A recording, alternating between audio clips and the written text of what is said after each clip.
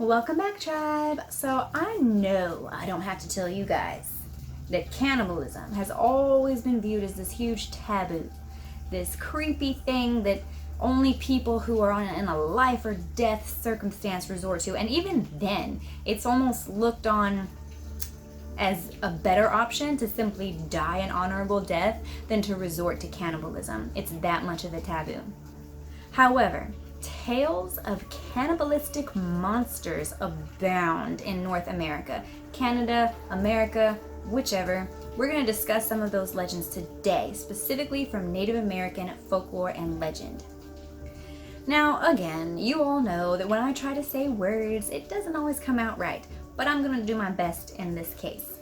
To start us off with today, let's talk about the Wendigo, or whatever you want to call it. This is probably one of the more popular or more widely known creatures that feed off of human flesh, just because it has been popularized through things like Supernatural and the new Hannibal series and things like that. So more people know about this creature's existence in folklore and legend now than ever did in the past.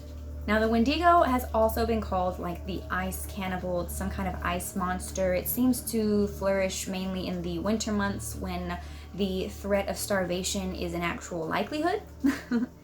Now, this creature has been portrayed in many different legends, all looking slightly different, in some ways very different per each legend. Some cultures and Native American nations described it as a werewolf-like beast that stood at like 30 to 80 feet tall, huge monster. Others would call it this ice monster that's kind of skeletal and has antlers on its head. And even other nations would describe it as simply some kind of demonic spirit that possesses a person and causes them to become a cannibal. Now, some researchers speculate that things like the Wendigo or Wendigo first started appearing in folktale and legend, basically to kind of describe what had been happening in different tribes throughout the winter months, because in a way it's somewhat easier to attribute things like cannibalism to a monster rather than to really tell people, oh hey, our neighbor or our friend or our cousin or whoever did this to their family. Now, I know I'm gonna butcher these, so I am so sorry, and I mean absolutely no offense, but the two Native American nations that these Wendigo stories mainly came out of were the Algonquian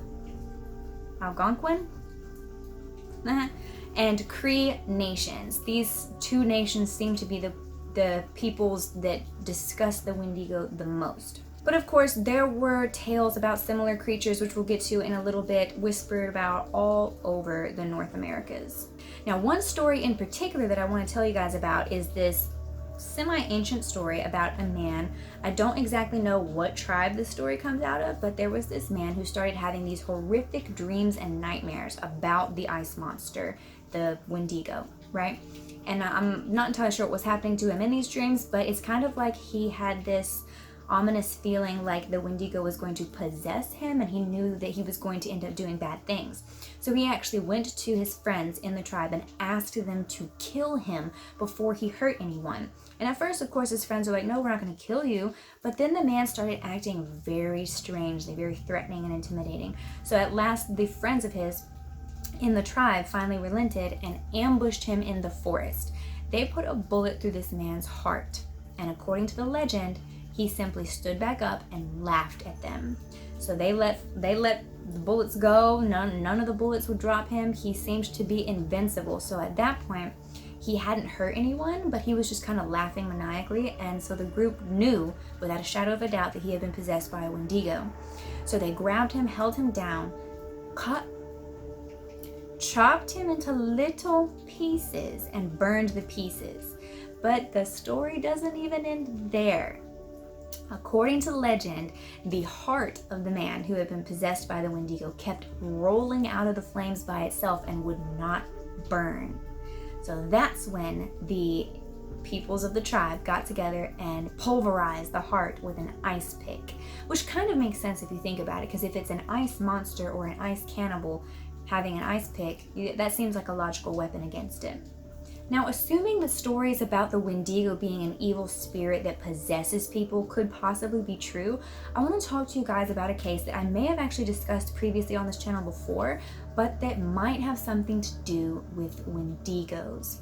So let's jump into a real world example about a real life cannibal monster. We're going to jump forward all the way up until July 30th, 2008, when a man by the name of Vincent Lee, y'all know who I'm talking about, boarded a bus with, I believe, 38 passengers on board, took a seat near the back, near a man who was sleeping on the bus, kind of like hunched over or whatever.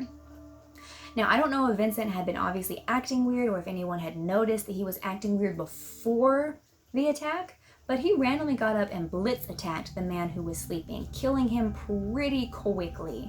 The bus obviously pulled over, the other 37 passengers were screaming and freaking out, and they had to sit and watch as Lee pulled out, I think it was a pocket knife or some kind of smaller blade, and hacked this man's head off.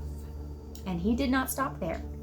He started hacking the body into little pieces and eating the pieces in front of everyone. So of course, everyone gets off the bus, the cops are called, they have kind of a standoff with him, and eventually he gets taken into custody. When he gets taken into custody, there are body parts found in his pockets all over him, as if, I don't know, he was saving a snack for later or something. But it does come out later on in the trial that Lee was somewhat familiar with Wendigo lore. However, Lee claimed many times that the Wendigo lore that he knew about had nothing to do with the murder and that he literally thought the man was an alien. My only issue with that is, like, dealing with the whole realm of psychology, like, there's plenty of people out there that suffer from major schizophrenia like Lee suffered from, that believed in aliens, but not many of them think that, oh, that man's an alien, so let me go eat him. Like, which I know that there's no making sense of schizophrenia. I know that. I'm not trying to make sense of it. It's just the fact that he knew about the Wendigo lore. Is it possible that he was actually possessed by one? It's an interesting thought. I'll leave that to y'all.